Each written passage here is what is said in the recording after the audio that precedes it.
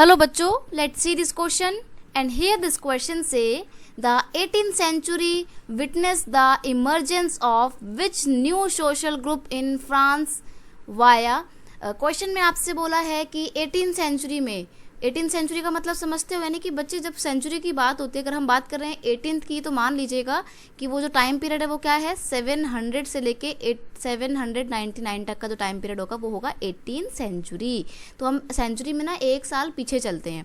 तो अगर आपसे बोलेगा 16th सेंचुरी, तो आप क्या समझेंगे, 1500 से लेके 1599 तक का टाइम पीरियड होगा 16th सेंचुरी का। तो एक साल पीछे चलते हैं।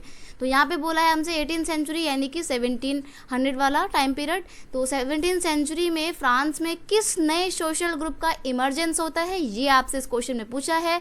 ऑप्शन आपको दिए हुए हैं, मिडिल क्लास ग्रुप का इमरजेंस होता है, नोबिलिटी का इमरजेंस होता है, वर्किंग क्लास का इमरजेंस होता है, या नन ऑफ दीज, इसमें से कोई नहीं।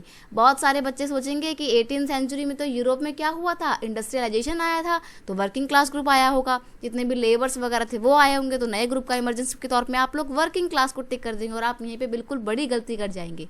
ध्यान रखिएगा, 18th सेंचुरी में जो इंडस्ट्रियलाइजेशन हुआ था वो सिर्फ ब्रिटेन में हुआ था। फ्रांस, जर्मनी वगैरह के टाइम वगैरह में क्या है, इंडस्ट्रियलाइजेशन हुआ था 19th सेंचुरी के स्टार्टिंग में। ठीक है, तो अब अगर हम बात करें कि फिर कौन से ग्रुप की इमरजेंस हुई थी फ्रांस में 18th सेंचुरी में, तो वो है मिडिल क्लास ग्रुप की इमरजेंस हुई थी।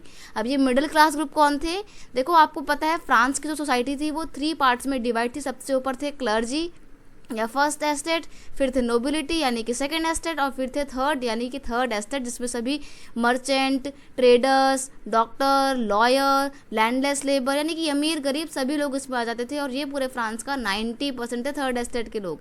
तो ये जो थर्ड एस्टेट के लोग थे, इसी में से एक ग्रुप होता है मिडिल क्लास लोग। और ये मिडिल क्लास लोग क्या होते हैं, थोड़े अमीर हो जाते हैं, नोबिलिटी की तरह थोड़े से अमीर हो जाते हैं। और कैसे अमीर हो जाते हैं, because they earn wealth through the expanding overseas trade. इन्होंने अपने ट्रेड एक्टिविटी को बहुत ज़्यादा बढ़ाया था, ना सिर्फ फ्रांस के अंदर बल्कि फ्रांस के बाहर के देशों में भी ओवरसीज ट्रेड में ये इन्वॉल्व थे। And from the manufacture of goods, और उन्होंने अपनी अपनी फैक्ट्रीज एस्टैब्लिश की थी, मैन्युफैक्चरिंग एक्टिविटी में इन्वॉल्व थे। तो इन सब चीज़ों के थ्रू इनको पास बहुत पैसा आ गया था। ये मिडिल क्लास ग्रुप जो था ये काफ़ी पढ़ा लिखा भी था। They include educated group, lawyers, administrative officials and by professions etcetera. ये जो है बाय प्रोफेशन कहते हैं, पढ़े लिखे लोग थे, doctor, teacher, lawyer, educated group, philosophers वगैरह, वो सब मिडिल क्लास ग्रुप थे।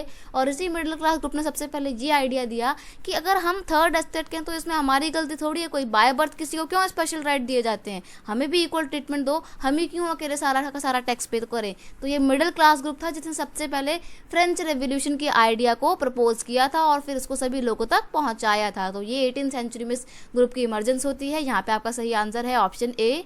I hope you understand it well. Best of luck.